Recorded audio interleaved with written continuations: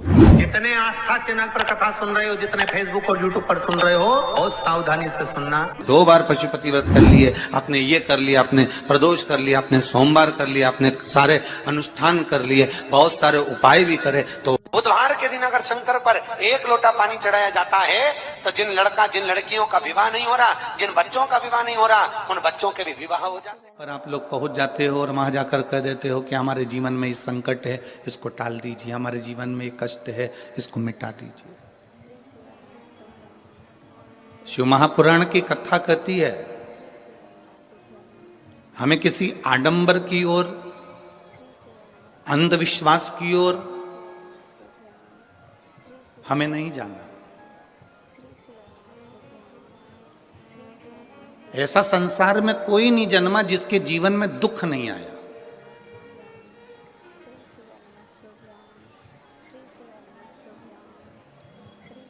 मट्टी का जो घड़ा बनकर रखा हुआ है, वो मट्टी का घड़ा अग्नि में तपता है तभी तो उसमें पानी रुकता है।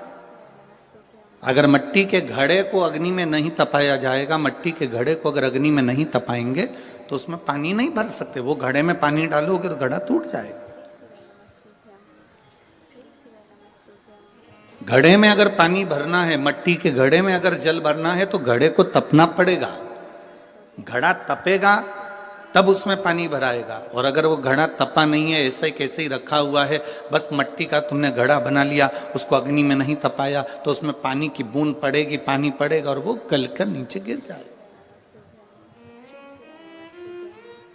घड़ा तपता है तब उसमें पानी ठहरता है।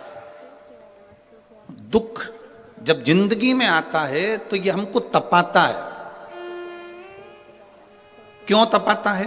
क्योंकि दुख हमको जो दिया जाता है वो हमें तपाने का काम करता है। और जब हम अच्छे से तप जाते हैं, उसके बाद में जो सुख आता है तो हमारे इस मन में, बुद्धि में, चित्त में वो सुख टिक पाता है। नहीं तो अगर हम कच्चे घड़े होते तो सुख भी बिखर कर गिर जाते। आज शाम के टाइम पे एक आपको दीपक अपनी घर की चौखट पे जला देना, पूरा परिवार आपका खुश रहेगा। कभी उन्हें पीछे मुड़ के देखने की ज़रूरत नहीं पड़ेगी। इतना स्पेशल, इतना प्यारा सही और बहुत ही छोटा सा उपाय, ठीक है, आपकी फैमिली में बहुत सारी खुशियों को लाने के लिए है या फिर धन संपदा को लाने के लिए। उसके लिए आपको एक दीपक जलाना है। वो दीपक आप चाहे तो आटे का बना सकते हैं, आप चाहे तो मिट्टी का दीपक भी ले सकते हैं, ठीक है। अब वो दीपक कौन सा लोगे, कहाँ लगाओगे?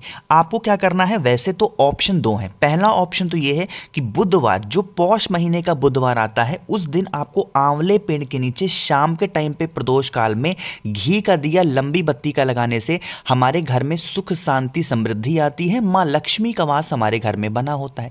पहला काम तो ये है।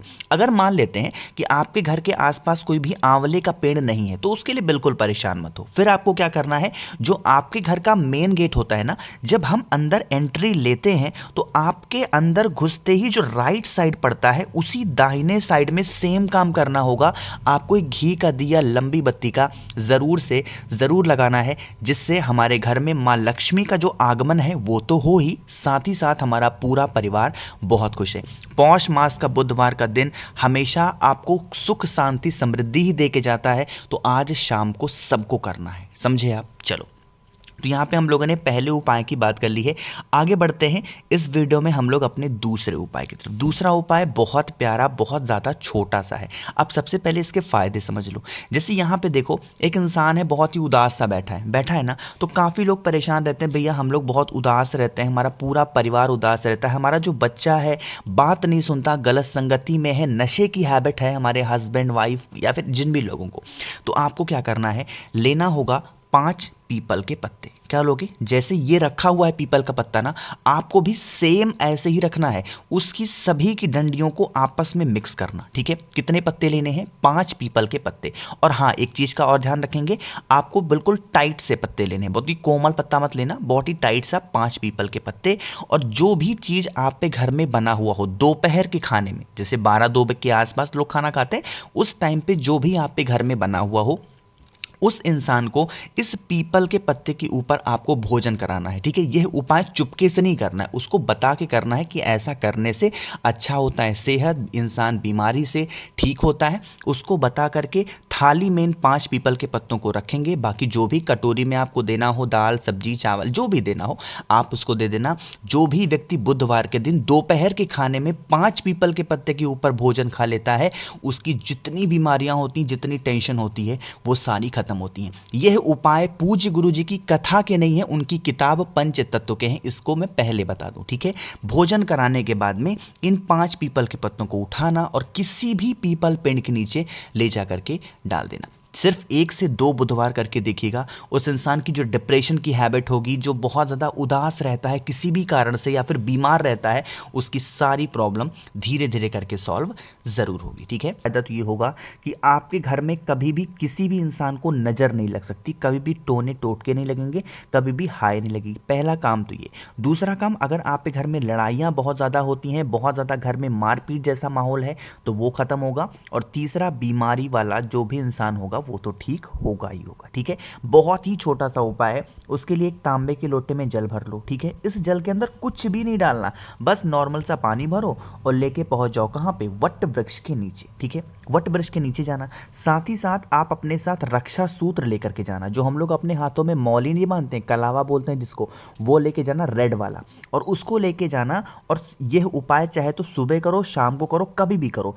सबसे पहला काम पहुंच करके आपको जलाना है एक सरसों के तेल का दिया या फिर घी के तेल का दिया, गोल बत्ती का। लंबी बत्ती के दिए का प्रमाण वट वृक्ष के नीचे नहीं है, ठीक है।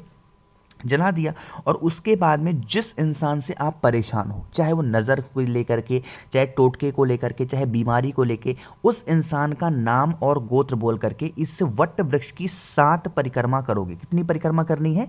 पौष के जो बुधवार का दिन होता है उस दिन 7 परिक्रमा हमें करनी चाहिए वट वृक्ष की। कितनी परिक्रमा कर ली? 7। अब 7 परिक्रमा करने के बाद में जो आप अपने साथ जल लाए हो ना, उसे जल को वटकेश्वर महादेव के नाम से यहाँ पे समर्पित करना। और इसका जो जल होगा ना, यहाँ पे कहीं ना कहीं इकट्ठा होगा, थोड़ा सा जल उसको लेके और अपने मस्तक पे लगा लेना। अपने जो होते हैं ना, जहाँ टीका लगाते हो वहाँ पे लगा लेना।